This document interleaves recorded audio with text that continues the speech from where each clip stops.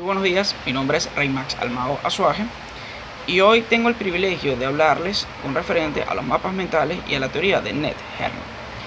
Voy a hablar con sencillas palabras, utilizando un léxico bastante adecuado para que nos podamos entender en consideración a la temática. ¿Qué es un mapa mental? Un mapa mental son todas aquellas estructuras las cuales nos sirven a nosotros para guiarnos dentro de nuestro modelo educativo, comprimiendo pequeñas información o grandes información desde un punto de vista estructurado dentro del cual podamos nosotros retener esa información al punto de poder recordar nuevamente toda esa gran gama de estructuras de conocimiento en un solo contexto. Es decir, podemos mantener ese punto de desarrollo educacional dentro de una pequeña estructura la cual podemos utilizarla a futuro y poder de repente evidenciar ciertas terminologías la cual el cerebro te da esa opción ya que tú lo viste dentro de ese punto de vista estructural. Tomando en cuenta ello, debemos hablar de ese personaje que desarrolla el mapa mental y estamos hablando del psicólogo y matemático Tony Buzan. Tony Buzan, si me permiten, a través de la estructura en la cual estamos debatiendo, estamos hablando hoy en este momento, crea el mapa mental para fortalecer esas conexiones sinápticas en consideración a la educación. Se trabaja de afuera hacia adentro, acaba ello, produce una estructura creciente y organizada compuesta de palabras e imágenes clave. Es decir, estas palabras e imágenes claves iban a estar retenida o absorbida por el cerebro para posteriormente tratar de recordarla. Esas estructuras lineales, esas estructuras organizadas, el cerebro desde un punto de vista óptico podía tratar de evidenciar esas imágenes y recordar nuevamente para poderlas utilizar en el contexto o en la medida en la cual fuera necesaria. Se comienza de igual forma la creación de este mapa mental en un centro de la página y se va desarrollando esa idea desde un punto de vista totalmente estratégico para recordarlo. Es decir, debe haber un tema principal. Este tema principal se va a subdesarrollar con aquellos subtópicos en consideración a la información que se tenga y así poderlo recordar el día de mañana. En consideración a ello, los mapas mentales son totalmente necesarios dentro de la estructura de educación. ¿Por qué? Porque esto nos permite a nosotros utilizar esos pequeños tips de educación para recordar esas grandes informaciones para que el día de mañana los jóvenes puedan desarrollarlo y puedan analizarlo desde un punto de vista totalmente necesario. Comento un ejemplo de ello. Estudiar historia anteriormente en libros era un poco tedioso. Ahora bien, ahora resumido ese punto de vista en un mapa mental, la juventud hoy en día, e incluso los no tan jóvenes también, podemos analizar ese punto de vista estratégico de los mapas mentales, en la cual esas pequeñas informaciones van a ser absorbidas por el cerebro y una vez absorbidas por el cerebro, al analizarlo o al crear ese mapa mental, entonces se puede desarrollar esa afinidad entre ojo y cerebro para poder estructurarlo y para poder desarrollar nuevamente ese conocimiento. Tomando en cuenta esta línea de ideas, vamos a analizar también lo que es la teoría de Ned Herman, es decir, los cuadrantes cerebrales, totalmente necesarios para la programación neurolingüística. Ned Herman establece un modelo el cual se inspira en el conocimiento funcional cerebral.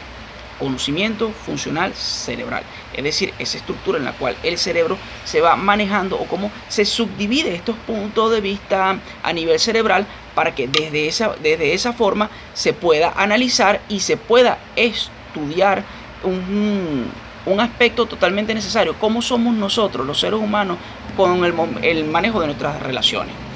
Primero que nada tenemos el lóbulo superior izquierdo o el cuadrante A según la teoría.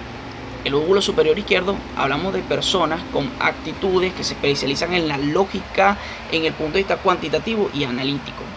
Incluso dentro de esa estructura se habla de esas formaciones como personas, las cuales podrían estar inmersas dentro de este cuadrante. Un ejemplo, hablan casos en esta teoría de físicos, de matemáticos, de arquitectos e incluso de abogados.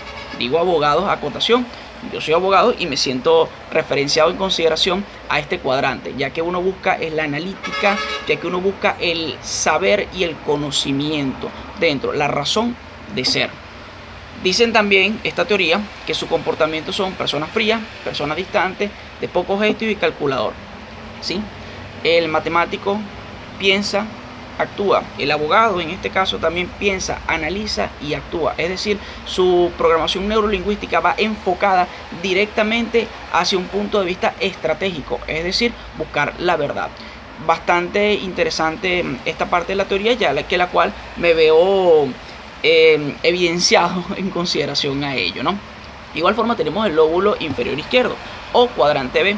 Este se caracteriza por pensamientos secuenciales, organizados y planificados.